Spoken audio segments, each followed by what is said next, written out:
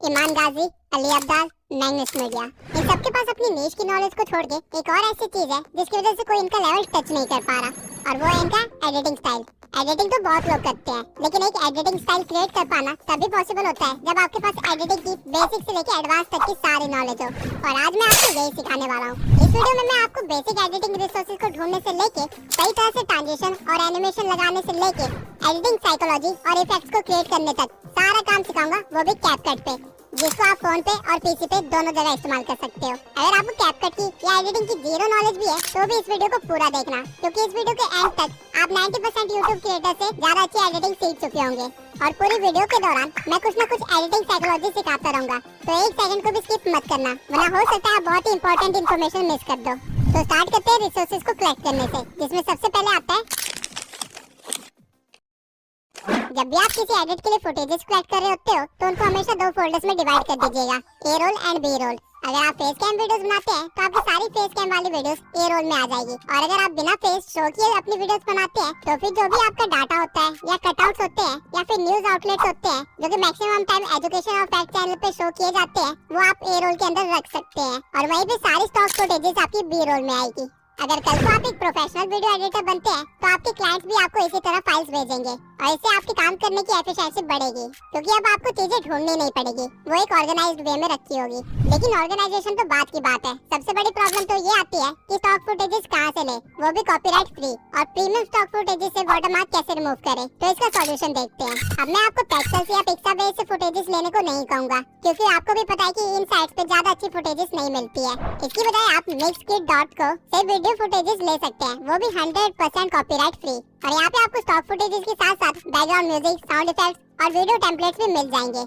लेकिन अगर आपको मिक्सकिट पे अपनी डिजायर्ड क्लिप नहीं मिलती है तो आप एक दूसरी वेबसाइट पे आ सकते हैं, जिसका नाम है Videvo.net। इस वेबसाइट पे आपको मैक्सिमम क्लिप्स फ्री में मिल जाएगी, लेकिन जिन क्लिप्स के नीचे ये ठंडा का साइन है वो प्रीमियम है और उनको आप यूज नहीं कर सकते हैं। अब इन दोनों वेबसाइट्स का आप यूज कर सकते हैं वीडियो क्लिप्स के लिए, लेकिन एक चीज हमेशा ध्यान में रखना कि आप जो भी क्लिप डाउनलोड कर रहे हैं एक बार उसका लाइसेंस जरूर पढ़ लेना। कई क्लिप्स ऐसी होती है जो कि टोटली रॉयल्टी फ्री होती है, जिसको आप यूज भी कर सकते हैं और मोनेटाइज भी कर सकते हैं। वही कुछ क्लिप्स ऐसी होती है जिनको आप यूज तो कर सकते हैं और मोनेटाइज भी कर सकते हैं, लेकिन आपको क्रेडिट देना पड़ता है, क्योंकि अगर आपने क्रेडिट नहीं दिया तो आपके चैनल पे फ्यूचर में कभी कॉपीराइट स्ट्राइक आ सकता है। और इन सब के सिवाय कुछ क्लिप्स ऐसी भी होती है जिनको आप यूज तो कर सकते हैं, लेकिन कमर्शियल यूज के लिए नहीं, यानी कि वो मोनेटाइज नहीं होंगी, उसके लिए आपको उनकी रॉयल्टी खरीदनी पड़ेगी।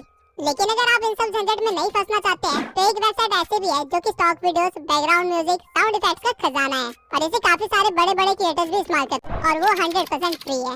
iStock ये भी एक पेड वेबसाइट है जहाँ पे स्टोरी ब्लॉग से भी बेटर क्लिप्स मिलती है।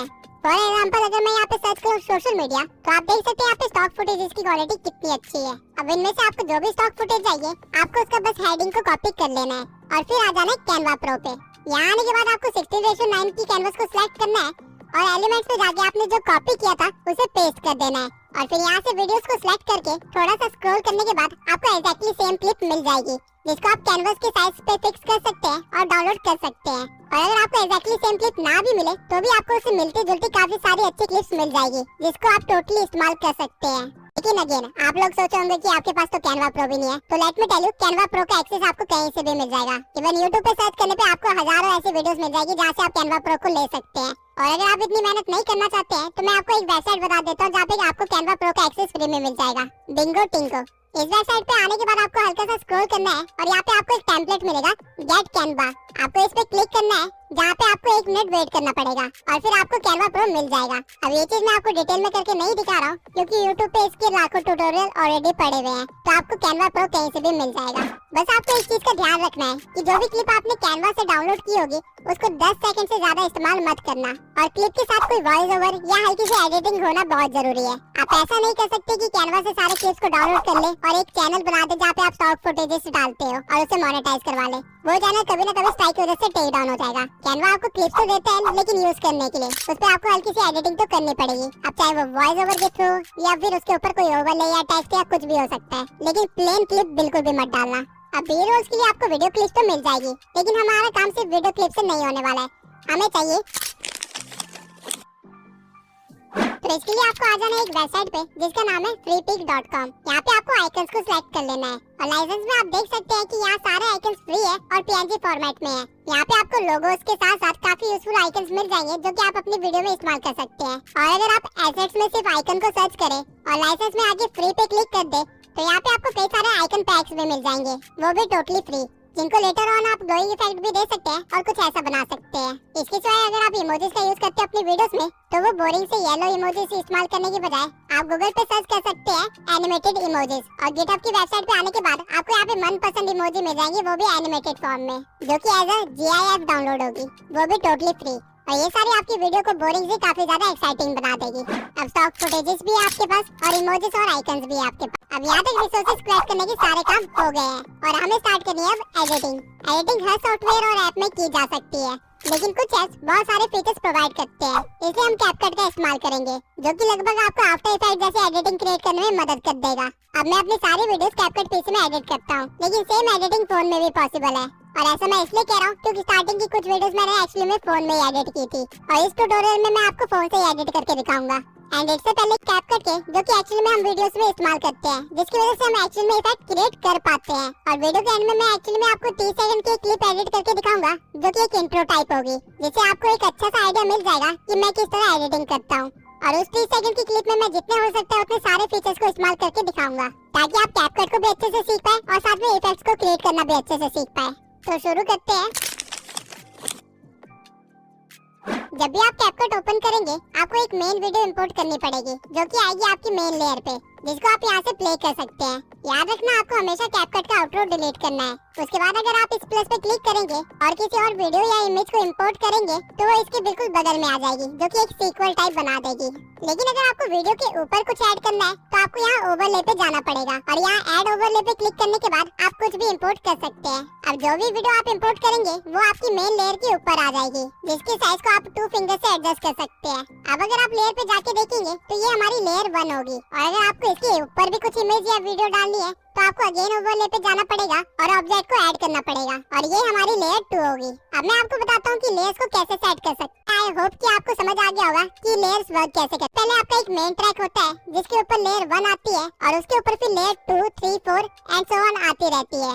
ऊपर वाली लेयर हमेशा नीचे वाली लेयर को ढकने का काम करती है। अब मान लेते जब आप एडिटिंग कर रहे होंगे तो आपने काफी सारे लेयर्स को ऐड कर लिया होगा, जिसे आप ड्रैग करके चेंज नहीं कर सकते हैं। तो आपको बस क्लिप को सिलेक्ट करना है और लेयर में जाके उसको लेयर नंबर चेंज कर देना है। अब भले ही मेरी क्लिप लेयर 1 पे है और इंस्टा वाली क्लिप लेयर 2 पे, लेकिन जैसे मैं इस क्लिप को लेयर 2 करूंगा इंस्टा PNG हाइड हो जाएगा, क्योंकि कैपकट ने ऑटोमेटिकली इंस्टा PNG को लेयर 1 बना दिया। अब अगर मुझे इंस्टा PNG वापस लाना है तो बस मैं उसको सिलेक्ट करूंगा और वापस से लेयर 2 बना दूंगा और अब मुझे दोनों चीजें विजिबल होगी। तो इससे आप ये तो समझ ही गए होंगे कि डजंट मैटर आपकी क्लिप टाइमलाइन में कहाँ पे है, आपको बस उसकी लेयर नंबर सही रखने हैं। अब चलते हैं ब्लेंडिंग मोड में। अगर मैं अपने PNG को सिलेक्ट करके उसका ब्लेंड मोड ओवरले करूं तो उस PNG की ओपेसिटी कम हो जाएगी, लेकिन वो जहाँ पे भी होगा उसके नीचे वाली क्लिप की सैचुरेशन बढ़ जाएगी। काइंड ऑफ आप कह सकते हैं कि वो PNG अपनी लाइट पीछे की तरफ डालने लग जाएगी बजाय आगे शो करने के। वही डार्कन को सिलेक्ट करने पे मेरा PNG डार्क हो जाएगा, यानी कि उसके ब्राइट एरियाज कम हो जाएंगे और ठीक इसके अपोजिट में लाइटन करने पे मेरे PNG के डार्क एरियाज भी लाइट अप हो जाएंगे। हार्ड को सिलेक्ट करने पे मेरे PNG के कलर्स थोड़े ज्यादा कॉन्ट्रास्टिंग हो जाएंगे और सॉफ्ट को सिलेक्ट करने पे मेरे कलर्स थोड़े से फेड हो जाएंगे। बर्न सिलेक्ट करने पे आपको एक बर्न इफेक्ट मिल जाएगा और अगर आप डॉट्स को सिलेक्ट करते हैं तो उसका पर्पस होगा कि आपके PNG को शो करना, डजंट मैटर वो किस तरह के बैकग्राउंड में है, वो कलर को चेंज करता रहेगा आपके बैकग्राउंड और PNG के अकॉर्डिंग और ट्राई करेगा कि आपका PNG जितना विजिबल हो सके उतना दिखाई दे।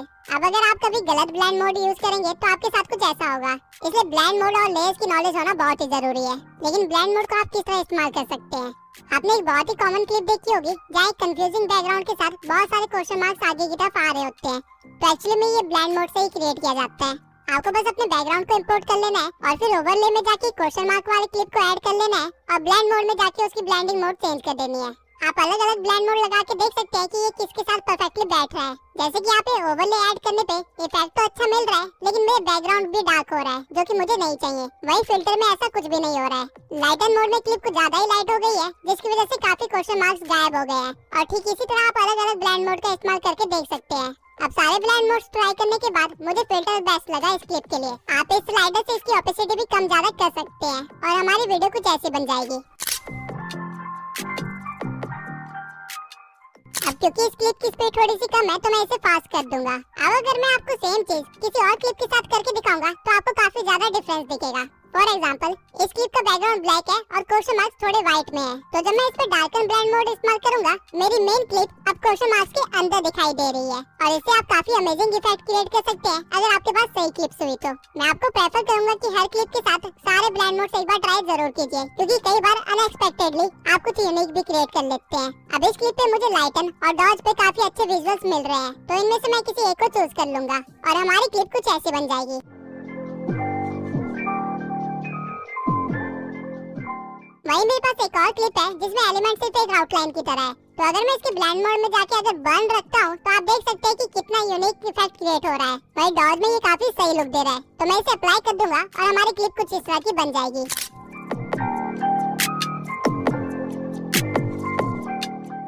इसी तरह आप लेयर्स और ब्लेंड मोड का इस्तेमाल करके काफी सारे अलग अलग चीजें क्रिएट कर सकते हैं, और अगर आपको ये चीज सही से यूज करनी आ गई तो आप काफी सारे सिनेमैटिक इफेक्ट्स भी क्रिएट कर सकते हैं, वो भी सिर्फ ब्लेंड मोड से। अब आते हैं एडजस्टमेंट समझाने के लिए। मैं पहले एक क्लिप को ऐड कर लूंगा और उसके बाद आ जाऊंगा एडजस्टमेंट में। यहाँ पे सबसे पहले आपको मिलता है ब्राइटनेस, जो कि आपकी क्लिप की ब्राइटनेस को बढ़ा देता है, और फिर है यहाँ पे कॉन्ट्रास्ट, जो कि कलर्स के कॉन्ट्रास्ट को इंक्रीज कर देता है ताकि सारे कलर्स विजिबल हो। उसके बाद है सैचुरेशन, जो कि कलर्स की वैल्यू को इंक्रीज कर देता है, जिससे सारे कलर्स थोड़े ज्यादा ब्राइट और विजिबल होने लगते हैं। इसको कम करने पे आपकी क्लिप ब्लैक एंड व्हाइट भी हो सकती है। फिर आता है एक्सपोजर, ये भी ब्राइटनेस बढ़ाने का काम करता है, लेकिन एक बैलेंस्ड वे में, जैसे कि सनलाइट ही पड़ रही हो। फिर आता है शार्पन, जहाँ से आप अपनी डिटेल्स को हाईलाइट करवा सकते हैं, जैसे कि बाल्स हो गए या फिर पत्ते हो गए। उसके बाद आता है HSL, जो कि रियल गेम चेंजर है। यहाँ से आप स्पेसिफिकली किसी भी कलर को चेंज कर सकते हैं या उसे हाईलाइट करवा सकते हैं। फॉर एग्जाम्पल, इस क्लिप में येलो बहुत ज्यादा है, तो अगर मैं उसे सिलेक्ट करके उसका ह्यू चेंज कर देता हूँ और ग्रीन की साइड ड्रैग करता हूँ तो हमारे क्लिप के अंदर जितने भी येलो पार्ट्स थे वो ग्रीन में कन्वर्ट हो जाएंगे, और इसकी सैचुरेशन बढ़ाने पे ग्रीन कलर और भी ज्यादा शो होने लग जाएगा, और लुमिनेंस बढ़ाने से ग्रीन कलर में थोड़ी सी लाइट आएगी, यानी वो थोड़ा सा ब्राइट होने लग जाएगा। ठीक इसी तरह आप हर कलर के साथ यहाँ पे खेल सकते हैं। डार्क ब्लू को चेंज करने पे लड़की के कपड़े चेंज हो रहे हैं, और जो कलर्स क्लिप में विजिबल नहीं हो रहे हैं उनके इफेक्ट्स भी आपको विजिबल नहीं होंगे, लेकिन हर क्लिप में हर तरह के कलर्स होते हैं, इसलिए सिर्फ उन्हीं कलर्स को चूज कीजिए जिनको आप चेंज करना चाहते हैं, बाकी कलर्स के साथ छेड़छाड़ मत करना। और ध्यान रहे कि कभी भी ऑरेंज को ज्यादा चेंज मत करना, क्योंकि आपकी स्किन का कलर भी ऑरेंज ही होता है, तो उसको चेंज करने पे आपकी स्किन का कलर भी चेंज होगा। अब HSL के साइड में आपको मिलता है ग्राफ, जहाँ आप RGB कलर्स की क्वालिटी के साथ कुछ ज्यादा ही कस्टमाइज्ड वे में छेड़छाड़ कर सकते हैं, और अगर आप व्हाइट ग्राफ को छेड़ेंगे तो आपकी क्लिप की लाइट्स पे फर्क पड़ेगा। अब RGB हमारे प्राइमरी कलर्स होते हैं, जो कि हर क्लिप में अवेलेबल होते हैं, इसलिए यहाँ पे उनके ग्राफ दिए गए हैं। उसके बाद है हमारे पास यहाँ पे हाइलाइट्स, जो कि क्लिप्स के अंदर लाइट वाले एरियाज को अफेक्ट करता है। इसको आप बढ़ा भी सकते हैं और कम भी कर सकते हैं। वही साइड में आपको मिलेंगे शेडोज, जो कि डार्क एरियाज को अफेक्ट करता है, और टेम्परेचर से आप विंटर या समर्स वाला इफेक्ट दे सकते हैं। यू अगेन आपकी कलर्स को चेंज करने का काम करता है, लेकिन एक बैलेंस्ड वे में, और फेड आपकी वीडियो को थोड़ा सा कम कॉन्ट्रास्टिंग कर देता है। उसके बाद आपके पास आती है वैग्निटी, जिससे आप अपने क्लिप के कॉर्नर्स को या तो लाइट कर सकते हैं या फिर डार्क डाउन कर सकते हैं, और ग्रेन से आप अपनी क्लिप को थोड़ा सा क्रिस्पी बना सकते हैं। अब अगर आप ओरिजिनल वीडियो और फाइनल वीडियो को देखेंगे तो इसमें आपको काफी ज्यादा फर्क फील होगा। और इसी के साथ मैं आपको एक और छोटा सा फीचर दिखाना चाहता हूँ, जो कि है फ्रीज। फ्रीज करता क्या है, ये आप अपनी क्लिप में जहाँ पे भी रुके हुए हैं वो वहाँ की एक इमेज ले लेते हैं, काइंड ऑफ आप स्क्रीनशॉट भी कह सकते हैं, और उसी क्लिप्स के बीच में ऑटोमेटिकली कट लगा के एडजस्ट कर देता है, जैसा कि आप देख सकते हैं। ये फीचर आपके बहुत काम आएगा अगर आप गेम एडिट्स या फिर मूवी एक्सप्लेनेशन वीडियो बनाते हैं तो। सबसे पहले मैं आपको एक्सप्लेन कर देता हूँ कि मास्किंग होती क्या है। मान लेते हैं आपके पास एक पिक्चर है और एक कटआउट है कुछ इस तरह का। अब अगर आप इस कटआउट को इस पिक्चर पे रखेंगे तो आपको क्या दिखाएगा, सिर्फ उतना ही पार्ट जितना कटा हुआ है। अब जो ये हमारा कटआउट था इसे मास्क बोलते हैं, और जो हमने अभी किया उसे मास्किंग कहते हैं। अब इसको कैपकट में कैसे करते हैं वो देख लेते हैं। सबसे पहले हम एक बैकग्राउंड ले लेंगे और फिर जाएंगे मास्क में। यहाँ आपको तरह तरह के मास्क मिल जाएंगे, और जिस भी मास्क को आप चूज करेंगे उसका कटआउट आपके पास आ जाएगा। अब मैं स्टार को जहाँ मर्जी घुमाऊं, स्टार के नीचे का एरिया यानी कि हमारा बैकग्राउंड हमें विजिबल होगा, और अगर आप नीचे इस एरो को हल्का सा खींचेंगे तो इसका फेदर इंक्रीज हो जाएगा, यानी आपके स्टार्स के कॉर्नर्स थोड़े फेड होने लग जाएंगे और थोड़े से एक्सपेंड होंगे, जिससे आपको कुछ ऐसा मिलेगा। सेम वे में आप अलग अलग मास्क को यूज कर सकते हैं, और आप अपने मास्क के साइज को भी चेंज कर सकते हैं। और यही अगर आप मिरर या सर्कल के मास्क के फेदर्स को हल्का सा इंक्रीज करेंगे तो आपको काफी सारे अच्छे इफेक्ट्स मिल जाएंगे। और इन सारे मास्क में हॉरिजॉन्टल मास्क सबसे ज्यादा यूज किया जाता है। अब मैं कैपकट का एक ऐसा फीचर बताने वाला हूँ जो कि अगर ना होता तो उस चीज को करने में आपको घंटों लग जाते और तब भी आप उसे परफेक्टली नहीं कर पाते। अब ये इफेक्ट शो करने के लिए मैं पहले एक प्लेन बैकग्राउंड को इंपोर्ट कर लूंगा और उसके बाद साइज इंक्रीज कर दूंगा। इसके बाद ओवरले से मैं अपनी क्लिप को ऐड करूंगा और इसे प्ले करके दिखाऊंगा। आप इस वीडियो में देख सकते हैं कि बच्चों की मूवमेंट है, तो मैं जाऊंगा कटआउट के ऑप्शन पे और रिमूव बैकग्राउंड पे क्लिक कर दूंगा, जिसके बाद ये वीडियो के बैकग्राउंड को रिमूव करना स्टार्ट कर देगा और ये सिर्फ कुछ सेकंड्स ही लेगा इस काम को करने के लिए, जिसके बाद आपके पास कुछ ऐसा बचेगा। लेकिन आप नोटिस कर सकते हैं कि कैपकट ने इस बच्चे की कैप को अच्छे से कवर नहीं किया है, तो आप क्या कर सकते हैं कि आप कस्टमाइज कटआउट पे आ सकते हैं और यहाँ से अपने ब्रश को चूज करने के बाद उसके साइज को हल्का सा छोटा करके उस कैप एरिया को कवर कर सकते हैं। जितना भी एरिया रेड में है वो सारा एरिया कवर्ड है। अब अगर आप एक डिटेल वर्कर हैं तो ये चीज थोड़ी बारीकी से करना। जब आपके ब्रश का काम हो जाएगा तो इसके बाद वो अगेन कुछ सेकंड्स लेगा और एकदम मस्त आउटकम आपको देगा और प्ले करने के बाद आपको कुछ ऐसा दिखेगा। इस बार आप देख सकते हैं कि बच्चे की कैप काफी अच्छे से कवर की गई है। अब इस इफेक्ट को तो आप बी रोल की क्लिप्स के साथ इस्तेमाल कर सकते हैं, लेकिन अगर आपके पास खुद की कोई रिकॉर्डिंग है जो कि आपने ग्रीन स्क्रीन या ब्लू स्क्रीन के सामने की है, तो उसको कैसे रिमूव करें? उसके लिए हम जाएंगे क्रोमा की पे और इवन क्रोमा की से आप एक ट्रांजिशन भी बना सकते हैं। कैसे, आइए देखते हैं। सबसे पहले आपको एक क्लिप को लेयर 1 पे रख देना है और उसके बाद अपनी ग्रीन स्क्रीन वाली क्लिप को लेयर 2 पे रखना है और उसको स्क्रीन के साइज के अकॉर्डिंग फिट कर देना है। फिर आपको आना है कटआउट पे और यहाँ से क्रोमा की को चूज करना है और फिर ग्रीन कलर को पिकअप करके आपको इंटेंसिटी को इंक्रीज करना है, जिससे ग्रीन कलर रिमूव होना स्टार्ट हो जाएगा और शैडो से आप अपने ग्रीन स्क्रीन के पास वाले एलिमेंट्स को बचा सकते हैं। अब आप देख सकते हैं कि जो क्लिप हमने लेयर 1 पे रखी थी वो हमें शो हो रही है टीवी के पीछे। अब आप चाहे तो लेयर 1 की क्लिप के साइज के साथ खेल सकते हैं और उसे परफेक्टली फिट बैठवा सकते हैं और रन करने पे ये काफी अच्छा इफेक्ट बन गया है। अब इससे आप ट्रांजिशन कैसे बना सकते हैं वो देखते हैं। पहले आपको अपनी ग्रीन स्क्रीन को चूज कर लेना है और फिर की फ्रेम देना है। उसके बाद थोड़ा सा आगे बढ़ के आपको एक और की फ्रेम देना है और ग्रीन स्क्रीन के साइज को इतना बड़ा कर लेना है कि वो आपके पूरे कैनवस को कवर कर ले और फिर आपको सेम काम लेयर 1 वाली क्लिप के साथ करना है। सही सही जगह पे की फ्रेम देके आपको इसके साइज को भी बढ़ा देना है, जिसके बाद अगर आप वीडियो को प्ले करेंगे तो आपको कुछ ऐसा जूम इन वाला ट्रांजिशन मिलेगा।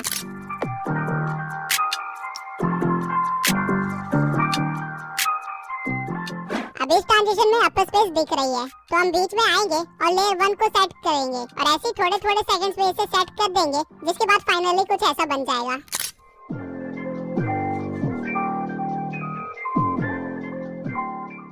अब कैपकट के जितने भी बेसिक फीचर्स थे जो कि इफेक्ट्स क्रिएट करने में काम आते हैं, उनके बेसिक्स और इन्फॉर्मेशन मैंने आपको दे दी है। अब हम कुछ ऐसे इफेक्ट्स क्रिएट करेंगे जो कि आपने मेरी वीडियोस में बहुत ज्यादा देखा होगा और साथ ही में मैं आपको अपनी वीडियो का कुछ हिस्सा बना के दिखाऊंगा एज अ सैंपल। आपने इस तरह की काफी रील्स देखी होंगी जहाँ डांस स्टेप्स या म्यूजिक बीट के साथ कैमरा भी हिलता है, लेकिन ये क्रिएट कैसे करते हैं आइए देखते हैं। सबसे पहले मैं एक बैकग्राउंड क्लिप को ऐड कर लूंगा जहाँ पे एक बंदा ब्रेक डांस कर रहा है। अब आप देख सकते हैं कि कैमरा की मूवमेंट बहुत ही कम है और हमारे डांसर की मूवमेंट काफी ज्यादा। तो इसे रील जैसे बनाने के लिए हम जाएंगे कैमरा ट्रैकिंग पे और यहाँ पे फेस को चूज करके हम स्टार्ट ट्रैकिंग पे क्लिक कर देंगे, जिसके बाद कैपकट ये ट्राई करेगा कि हर टाइम वो बंदे के फेस को स्क्रीन के बीच में रखे और इस चीज के लिए वो हमारे कैमरा को बार बार शिफ्ट करेगा और स्केलिंग वगैरह के साथ भी थोड़ा छेड़छाड़ करेगा। आप बैकग्राउंड में देख सकते हैं कि आपकी क्लिप के साथ क्या हो रहा है। ये कुछ सेकंड्स का टाइम लेगा और आपको एंड में रिजल्ट कुछ ऐसा देगा। अब आप देख सकते हैं कि उसने बैकग्राउंड को कितना ज्यादा हिलाया है और क्योंकि मेरा ब्लर कैनवस ऑन है इसलिए बैकग्राउंड ब्लैक नहीं दिख रहा है, लेकिन ऐसे तो हमारी वीडियो खराब हो जाएगी। तो इसे बचाने के लिए आप क्या कर सकते हैं कि आप फिट कैनवस को ऑन कर सकते हैं, जिससे आपकी क्लिप थोड़ी सी क्रॉप तो हो जाएगी लेकिन काम हो जाएगा। अब एक चीज आपको हमेशा ध्यान में रखना है, अगर आप ऐसी कोई वीडियो शूट कर रहे हैं तो आपको हमेशा उसे वाइड एंगल में शूट करना है, ताकि अगर वीडियो को बाद में क्रॉप करना भी पड़े तो भी आपकी मूवमेंट छुपे ना। अब आप देख सकते हैं कि हमारी कैमरा की मूवमेंट कितनी ज्यादा हो गई है और वो हमारे कैरेक्टर की मूवमेंट से भी मैच हो रही है। अब इसे थोड़ा सा और प्रोफेशनल बनाने के लिए हम जाएंगे इफेक्ट्स में और वीडियो इफेक्ट्स में जाके वाइब्रेशन फ्लैश को चूज कर लेंगे और इसकी स्पीड और ग्रो को थोड़ा सा बढ़ा देंगे, रेंज को थोड़ा सा कम कर देंगे और इसी वीडियो की स्टार्टिंग में लाके पूरी वीडियो पे स्ट्रेच कर देंगे और हमारे पास कुछ ऐसा क्रिएट हो जाएगा।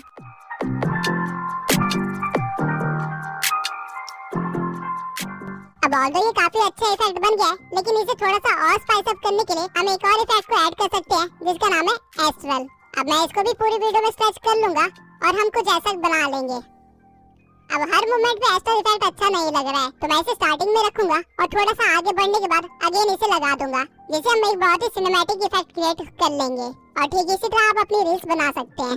अब कैपकट इफेक्ट्स, एनिमेशन और ट्रांजिशन से भरा हुआ है और इसी वजह से ये ऐप इतना फेमस भी है और अगर आप इन चीजों को सही तरीके से इस्तेमाल करते हैं तो आप आफ्टर इफेक्ट जैसी एडिटिंग सिर्फ कैपकट से कर सकते हैं। लेकिन एक ही वीडियो में ये सारी चीजें बताना इम्पॉसिबल है लेकिन ये वाला इफेक्ट मैंने कैसे बनाया इसके बारे में आप अभी भी डाउट में होंगे, तो आइए इसे भी डिकोड कर लेते हैं। सबसे पहले आपको एक बैकग्राउंड को ऐड कर लेना है जो कि एक मोशन बैकग्राउंड भी हो सकता है। उसके बाद आपको टेक्स्ट पे आके एक टेक्स्ट को ऐड कर लेना है, फॉर एग्जांपल सब्सक्राइब मी, और स्टाइल में जाके आप पहले से एक फॉन्ट दे सकते हैं और उसके बाद इसके स्टाइल को चूज कर सकते हैं और इसे थोड़ा सा अच्छा बनाने के लिए इसे ग्लो भी दे सकते हैं। और फिर हम टेक्स्ट के साइज को थोड़ा सा बड़ा कर देंगे और फिर इस पे अप्लाई कर देंगे ये, जिससे आपका टेक्स्ट अपने आप वीडियो के एंड तक बना रहेगा। अब आपको इस वीडियो को कर लेना है एक्सपोर्ट और फिर वापस कैपकट पे आके वही बैकग्राउंड ले आना है और फिर ओवरले में आकर अपनी एक्सपोर्टेड वीडियो को ऐड कर लेना है और इसके साइज को सेट कर लेना है। जिसके बाद आपको जाना है मास्क में और यहाँ आके आपको सर्कल मास्क चूज कर लेना है और उसे फिर स्टार्टिंग में प्लेस करके आप एक की फ्रेम लगा सकते हैं। उसके बाद आप जहाँ भी चाहे उसकी लोकेशन को सेट कर सकते हैं और बार बार की फ्रेम लगा सकते हैं। फॉर एग्जांपल यहाँ पे मैं एक सीधी लाइन में बार बार इसे रोकूंगा और की फ्रेम लगा दूंगा और लास्ट की फ्रेम में मैं इसका साइज पूरा बढ़ा दूंगा ताकि हमारा टेक्स्ट पूरा विजिबल हो जाए। अब आप देख सकते हैं कि आपने कुछ ऐसा क्रिएट कर लिया है, लेकिन यहाँ पे एक चीज की कमी है और वो है एक पीएनजी। तो हम दोबारा ओवरले में जाएंगे और एक मैग्नीफाइंग ग्लास का पीएनजी डाउनलोड कर लेंगे। अब लेयर 1 में जहाँ मैंने मास्क के की फ्रेम्स लगाए थे एग्जैक्टली सेम जगह पे मैं अपने पीएनजी पे भी की फ्रेम्स लगा दूंगा ताकि हमारा मास्क और हमारा पीएनजी एक साथ मूव करे। और लास्ट की फ्रेम में मैं अपने पीएनजी को नीचे गायब कर दूंगा जिससे हमारी वीडियो कुछ ऐसी बन जाएगी।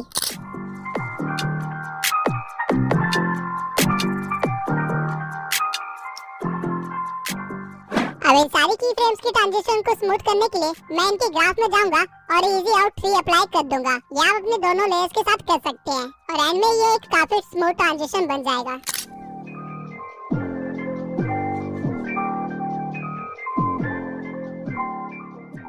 अब मैं एक बार आपको सारे इफेक्ट्स वगैरह यूज करके एक छोटा सा इंट्रो टाइप बना के दिखाता हूँ जिससे आपको अच्छा सा आइडिया हो जाएगा कि किस तरह एडिटिंग की जाती है। तो सबसे पहले आपको एक बैकग्राउंड को ऐड कर लेना है और उसके रेशियो को 16:9 कर देना है ताकि YouTube पे सही फॉर्मेट में अपलोड कर सके। उसके बाद आपको बैकग्राउंड को थोड़ा सा स्ट्रेच करना है और उसको स्क्रीन पे सही जगह सेट कर देना है। इसके बाद में एडजस्ट में जाके हल्का सा कंट्रास्ट इंक्रीज कर देना है, ब्राइटनेस कम कर देनी है और एक्सपोजर को पूरा कम कर देना है और शार्पनेस को थोड़ा सा बढ़ा सकते हैं और ग्राफ में हल्की सी डार्कनेस को बढ़ा सकते हैं। इसके बाद हम ऐड करेंगे ओवरले इमान गाजी का और इस ओवरले की ड्यूरेशन को थोड़ा सा बढ़ा देंगे। फिर करेंगे हम इसकी एनिमेशन की फ्रेम से। सबसे पहले स्टार्टिंग में मैं एक की फ्रेम लगाऊंगा और इसे हाइड कर दूंगा, फिर थोड़ा सा आगे बढ़ के इस ओवरले को नीचे लाएंगे और की फ्रेम लगा देंगे। उसके बाद थोड़ी देर इसे बीच में ही रहने देंगे और फिर आगे बढ़ के दोबारा से एक की फ्रेम लगाएंगे और फिर आगे बढ़ के इसे साइड में कर देंगे। अब ओवरले की जरूरत मुझे पूरे 30 सेकंड पड़ेगी तो मैं इसे स्ट्रेच करके बढ़ा दूंगा। अब जहाँ हमने पिछले की फ्रेम दिए थे वहीं से हमें ग्राफ में जाना है और इजी आउट 3 को चूज कर लेना है तो आपकी एनिमेशन कुछ इस तरह की बन जाएगी। अब इसको साइड में मैंने क्यों भेजा वो अभी देखते हैं। जिस की फ्रेम पे ये साइड में जाना स्टार्ट करता है वहाँ मैं एक और ओवरले ऐड कर लूंगा अली अब्दाल का। इसे भी थोड़ा सा स्ट्रेच कर लेंगे और बिल्कुल सेम एनिमेशन देंगे इमान गाजी वाला और फिर हमारी एनिमेशन कुछ इस तरह की बन जाएगी।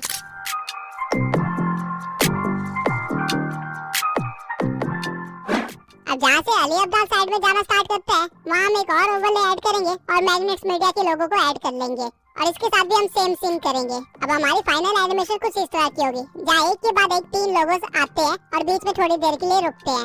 अब ये थोड़ी देर बीच में रुके क्यों थे? क्योंकि यहाँ पे हमें टेक्स्ट ऐड करना है तो हम जाएंगे टेक्स्ट पे और इमान गाजी लिख देंगे और एक बोल्ड फॉन्ट चूज कर लेंगे और फिर इसे स्टाइल में जाके हल्का सा ग्लो दे देंगे और इसकी इंटेंसिटी को थोड़ा सा कम कर दूंगा। इसके बाद मैं एनिमेशन में जाऊंगा और इन एनिमेशन में जाके ग्लिच एनिमेशन दे दूंगा और इसकी ड्यूरेशन को थोड़ा और कम कर दूंगा और फिर आउट एनिमेशन में जाके अगेन मैं ग्लिच को चूज करूंगा और उसकी ड्यूरेशन को भी कम कर दूंगा और उसके बाद बाहर आके टाइमलाइन में मैं टेक्स्ट की ड्यूरेशन को कम कर दूंगा जिसके बाद हमें कुछ ऐसा देखने को मिलेगा। अब सेम चीज मैं अली अब्दाल और मैग्नेट्स मीडिया के साथ भी करूंगा और एंड में हमारे पास कुछ ऐसा क्रिएट हो जाएगा।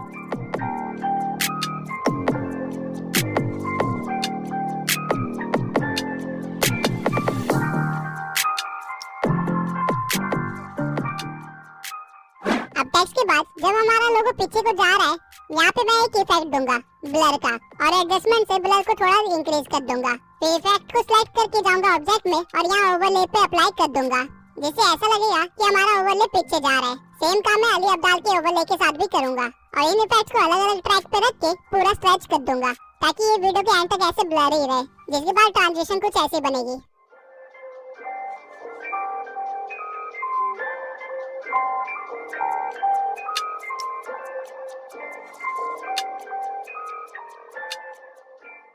अब ये तो था नॉर्मल सा फोकस इफेक्ट, लेकिन अब अगर हमें चाहिए कि हम इसे 3D में कन्वर्ट करें तो वो कैसे करेंगे। तो इसलिए आपको मैग्नेट मीडिया के टेक्स्ट से थोड़ा सा आगे आना है और अपने बैकग्राउंड को जूम कर लेना है, काफी ज्यादा। पूरा जूम नहीं करना है लेकिन काफी ज्यादा जरूर करना है, और फिर एक की फ्रेम लगा देना है। अब जहाँ आपने की फ्रेम लगाया है वहीं पे आपको सारे ओवरलेस पे भी की फ्रेम लगा देना है, ताकि ट्रांजिशन में कोई फर्क ना आए। उसके बाद फिर से आपको मेन बैकग्राउंड को सिलेक्ट करना है और थोड़ा सा आगे बढ़ के एक और की फ्रेम दे देना है और अपने बैकग्राउंड को जूम आउट कर लेना है। फिर सेम जगह पे आपको सारे ओवरलेस पे की फ्रेम देना है और उनके साइज को छोटा करना है। अब मैग्नेट मीडिया ने काफी ज्यादा स्पेस ले रखी है, तो सबसे पहले मैं ऐसे ही छोटा करूंगा और फिर इसके अकॉर्डिंग मैं बाकी दो ओवरलेस को भी छोटा करके इनके पीछे रख दूंगा। अब एक बार प्ले करके देखते हैं कि हमने क्या क्रिएट किया है।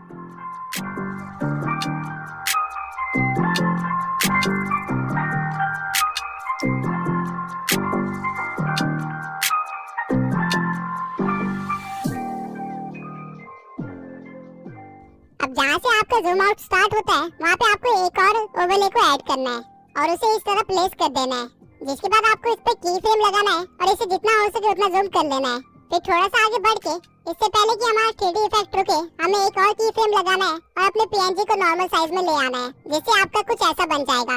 अब इस क्राउड PNG को भी मैं एंटर स्ट्रेच कर लूंगा। अब ये बन तो काफी सही गया है, लेकिन क्राउड की PNG ने मेरे लोगोस को हाइड कर दिया है, तो मैं वापस जाऊंगा अपने ओवरलेस में और लोगों के साइज को और छोटा करके उनको थोड़ा सा ऊपर कर दूंगा, जिससे वो अच्छे से शो हो। अब एक बार दोबारा से प्ले करके देखते हैं।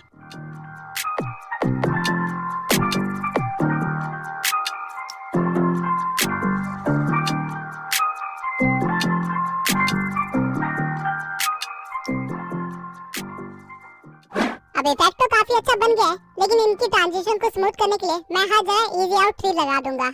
अब मुझे हल्का सा फील हुआ कि की फ्रेम मेरा थोड़ा जल्दी खत्म हो गया है, तो उसे डिलीट करके हम थोड़ा सा आगे बढ़ेंगे और की फ्रेम लगा देंगे और साइज सेट कर देंगे। अब जब हमारा 3D इफेक्ट बन गया है तो हम इसमें कुछ और एलिमेंट्स को भी ऐड करेंगे, जैसे कि टेक्स्ट। और टेक्स्ट को सही स्टाइल और ग्लो देने के बाद उसे सही जगह पे रख देंगे और टेक्स्ट की ड्यूरेशन भी वीडियो के एंड तक बना देंगे।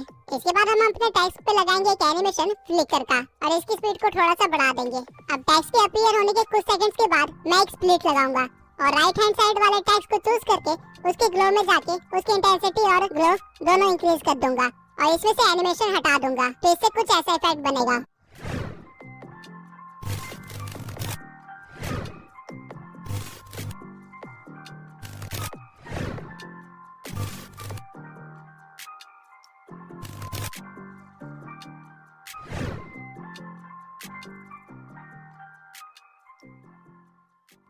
अब इसको थोड़ा और अच्छा करने के लिए आप अपने क्राउड वाले PNG को चूज कर सकते हैं और एडजस्ट में जाके उसकी सैचुरेशन -50 कर सकते हैं, और फिर जब टेक्स्ट का फ्लिकर बंद हो तो वहाँ पे एक स्प्लिट लगा सकते हैं और सैचुरेशन को दोबारा से बढ़ा सकते हैं, जिससे कुछ ऐसा बन जाएगा।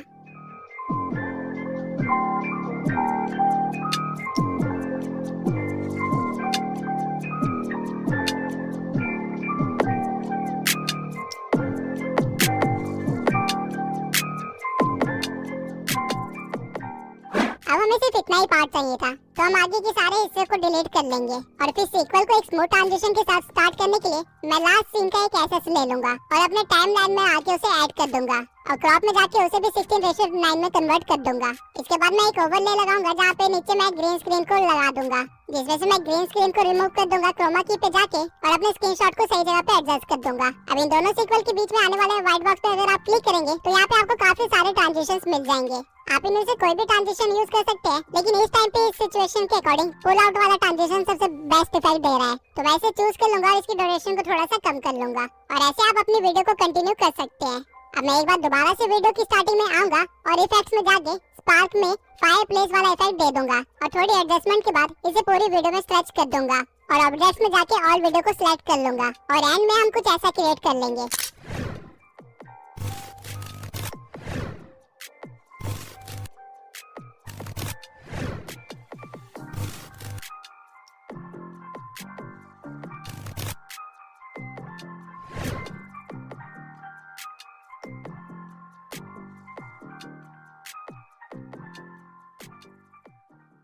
अब आपने एडिटिंग के बेसिक से लेके काफी अमेजिंग इफेक्ट्स बनाने तक का काफी कुछ सीख लिया है, लेकिन ये कैसे पता चलेगा कि कहाँ पे क्या सीन क्रिएट करना है। या फिर कुछ नया और अनोखा कैसे क्रिएट करे, या फिर खुद का एडिटिंग स्टाइल कैसे क्रिएट करे, जैसे कि बड़े क्रिएटर्स ने किया है। तो मैं आपको बताता हूँ कि एक एडिटर की साइकोलॉजी क्या होती है। अगर आप एक न्यू एडिटर है जिसे ज्यादा कुछ एडिटिंग का नहीं आता है, तो बजाय इसके कि आप टाइम पे एडिट कंप्लीट करें, आपको ये देखना चाहिए कि आप क्या क्या नए इफेक्ट्स क्रिएट कर सकते हैं और किस तरह उन इफेक्ट्स को अपनी वीडियो में इस्तेमाल कर सकते हैं। मैंने जिस एडिटिंग के साथ ये चैनल स्टार्ट किया था वो मैं इसे 7 दिन में ही सीखा था, और ये इसलिए पॉसिबल हो पाया था क्योंकि जब मैं अपनी वॉइस ओवर को सुन रहा था तो मैं दिमाग में एक वीडियो क्रिएट कर रहा था जहाँ मैं इमेजिन कर रहा था कि वॉइस ओवर के इस पार्ट पे कुछ इस तरह के सीन आएंगे।